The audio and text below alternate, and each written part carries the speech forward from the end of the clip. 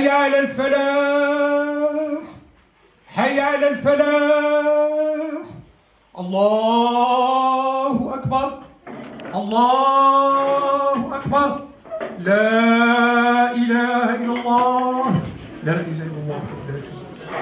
Ce soir, c'est spécial, donc avec mon partenaire Iwar, on a fait un souper du Ramadan pour inviter tous les gens du quartier, les gens qui n'ont pas de famille ici, les gens les nécessiteux.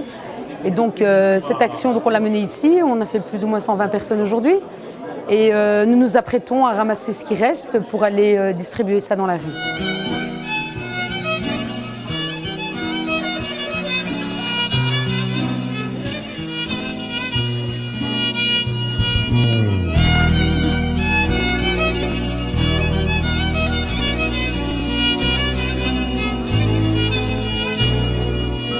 Alors je pense que c'est très important qu'on ait des associations, donc un tissu associatif local qui puisse offrir une rencontre telle que celle-ci, une rupture du jeûne, et qui surtout ouvre cette rupture du jeûne à l'ensemble des citoyens forestois et qui envisage aussi d'aider les plus démunis. Je pense que de nos jours, dans nos sociétés, il y a des gens qui vivent des situations dramatiques et qu'à un moment de rupture du jeûne, on puisse exprimer sa solidarité. Je pense que c'est quelque chose de très important.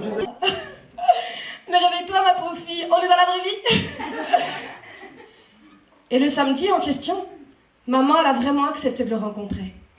Pour le recevoir, elle est allée au marché, elle a acheté de nouveaux rideaux,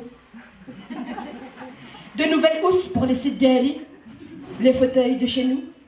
Elle a nettoyé la maison à fond, il n'y avait plus aucun cafard dans la baraque. Quoi, il n'y en a pas chez toi, allez arrête. Ce soir, on est en Belgique, dans la salle Forêt de Nouvelle Génération. C'est un repas qui a été organisé pour se retrouver tous ensemble et aussi pour ensuite apporter de la nourriture aux nécessiteux. Donc voilà, les mamans se sont attelées, chacune a préparé un petit quelque chose, une a fait de la harira, l'autre a fait des gâteaux, l'autre a fait des mhajib, chacune a fait quelque chose.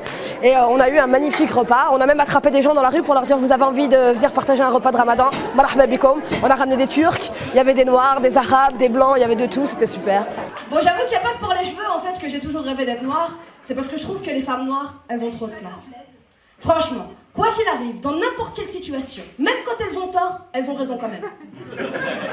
Mais vraiment, la dernière fois, il y a une maman noire, elle monte dans le bus, elle ne met pas de ticket, elle avance comme ça. Et là, le chauffeur la regarde et lui dit madame, titre de transport. Elle fait.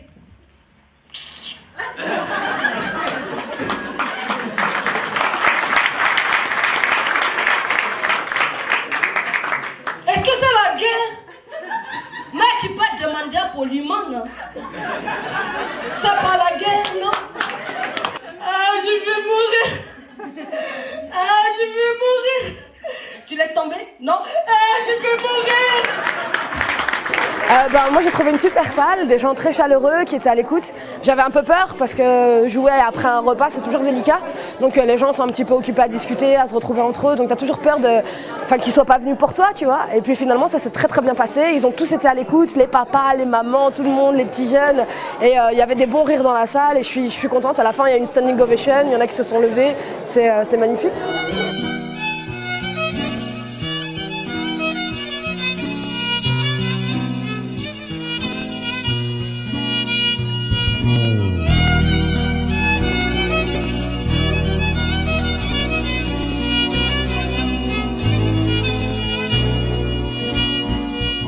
Déjà que ce n'est pas que pendant le Ramadan qu'il faut faire ce genre d'action.